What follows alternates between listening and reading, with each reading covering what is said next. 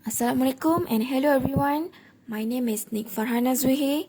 I am a postgraduate student in Art and Design Research from College of Creative Arts, UiTM Shah Alam. Thank you for having me. I would like to present my research title, which is discuss about the sustainability of tradition and technique Batik Sarong Kuala Terengganu.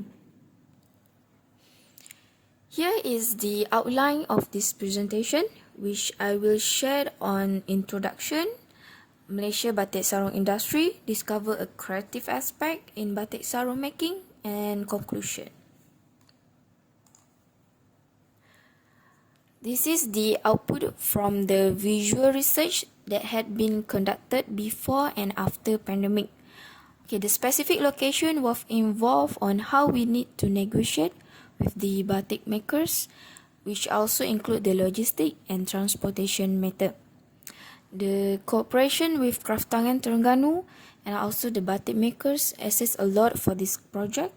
Therefore, this study is significantly contribute to this ancient tradition that's still practiced and sustained.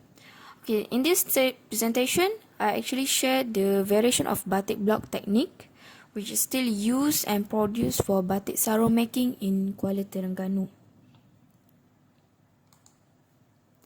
Okay, this is the place we visited for visual research, and it is here that we were able to visit to the batik manufacturers in Kuala Terengganu and study their process. We were given permission to be around with them, and they explained each step of the production process to us.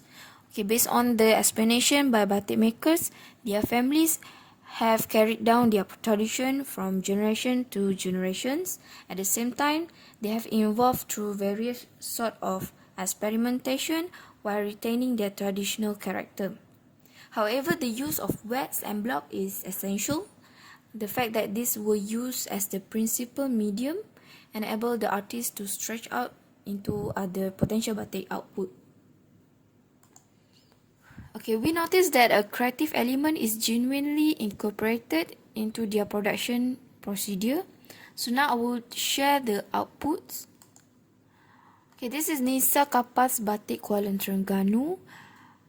Nisa Kapas Batik is one of the batik makers who share a contemporary design but use the classic block process, and all of their batik sarong or other material is one layer of colors. Okay, now we was able to see the batik sarong that produced by Rashid Batik. The color is very rich and always contrasts with the background of dark color.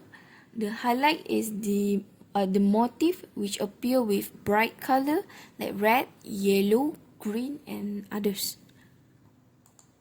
On the other hand, this is batik sarong that produced by Nur Arfa Batik. The batik sarong is more colorful. They will use the technique of overlapping with cholet dyeing process. Okay, a cholet technique is batik coloring process actually. Cholet technique is considered an efficient technique in saving coloring dye. While the Shafi'i sarong employs the batik block marbling technique. So marbling technique is based on a forming pattern on the surface of a liquid by manipulating floating paints. Okay, the dyeing color can be applied either before or after stamp the motif design on fabric. Okay, the last one is the example of batik sarong for Mohd Azhar Batik. Okay, they will use batik block with crackling technique. Crackling is another technique interesting texture and pattern. The motif uneven line can be seen that was caused by the crackling effect. They let the wax cool and then crumple the batik. Okay, so to conclude this result, the visual visit assisted us with the actual kind of the batik sarong industry development in Kuala Terengganu. All the batik makers show their potential consideration of preserving the traditional batik sarong within the technological changes, and a few examples of batik sarong industry are still alive in Kuala Terengganu, where there are struggles and competition with other factors. Okay, this is all the reference that we use in this study. That's all. Thank you for watching.